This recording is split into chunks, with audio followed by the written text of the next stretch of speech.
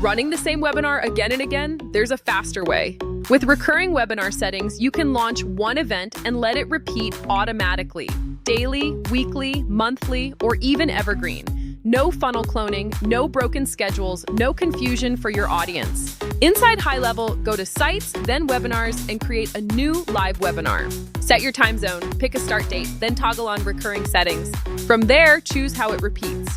Daily for trainings, weekly for classes or demos, monthly for workshops, or no fixed time for on-demand webinars that play instantly. You can decide when it ends by date or number of sessions. And here's the key benefit. People register once, but they're enrolled for the entire series. Reminders automatically adjust. Countdowns update on their own. Analytics stay connected.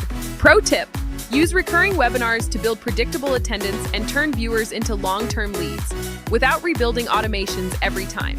Set it once, let the system run it for you. More high-level systems, workflows, and real use cases. Subscribe to stay ahead.